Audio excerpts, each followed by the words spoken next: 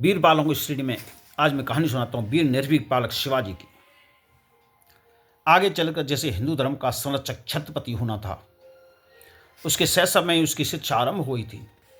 कठिनाइयाँ जीवन का निर्माण करती हैं और शिवाजी का बालकाल बहुत ही कठिनाइयों में बीता था। शिवनेर के किले में सन 1630 ईस्वी में उनका जन्म हुआ था। उनके पिता शाहजी बीजापुर दरबार में नौकर थे।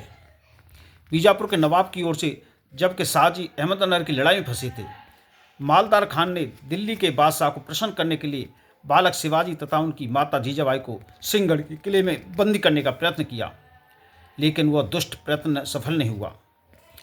शिवाजी के बचपन के 3 वर्ष अपने जन्म स्थान शिवनेर के किले में ही बीते।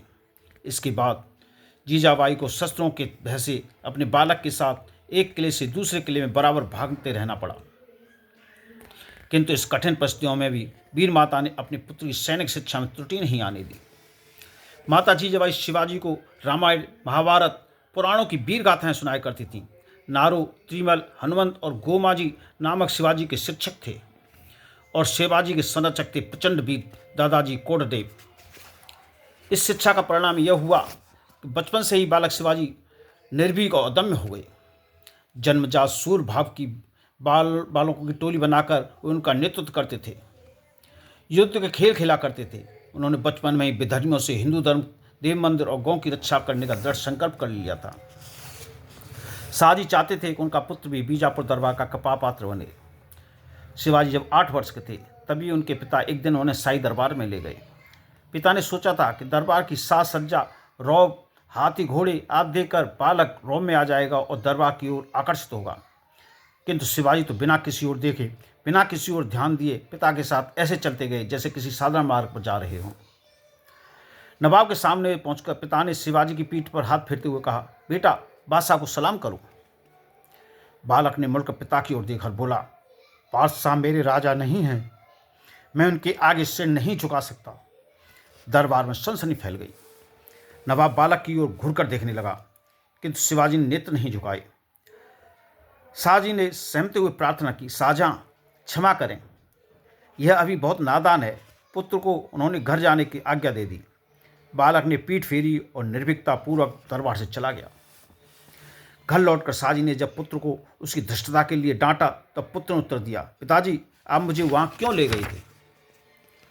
आप तो जानते हैं कि मेरा मस्तक तुलजा भवानी और आपको छोड़कर किसी के सामने नहीं झुकता। शाहजी चुप हुए। इस घटना के 4 वर्ष पीछे की एक घटना है। उस समय शिवाजी की अवस्था 12 वर्ष की थी। एक दिन बालक शिवाजी बीजापुर के मुख्य मार्ग पर घूम रहे थे। उन्होंने देखा कि एक कसाई एक गाय को रस्सी से बांधे लिया जा रहा था। गाय आगे नहीं जाना चाहती थी, डकराती है और इधर उधर कातर नेत्रों से देखती है। कसाई उस डंडे से बार बार पीट रहा है। इधर उधर दुकानों पर जो हिंदू थे वे मस्तक झुकाए यह सब देख रहे थे। इतने में इतना साहस नहीं था कि वो कुछ कह सकें। मुसलमानी राज में रहकर वे कुछ बोलें तो पता नहीं क्या हो, लेकिन लोगों की दृष्टि आश्चर्य से खुली की खुली रह गई। बालक शिवाजी की तलवार म्यान से निकालकर चमकी, वे कूदकर कसाई के पास पहुंचे और गाय की रस्सी उन्होंने काट दी। गाय भाग गई एक ओर।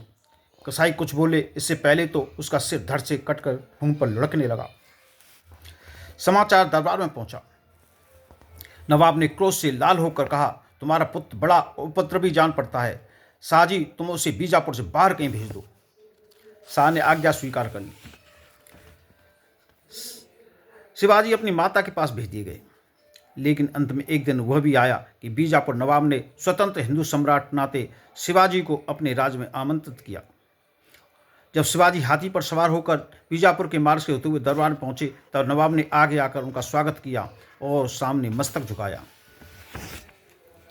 ऐसे थे हमारे वीर शिवाजी।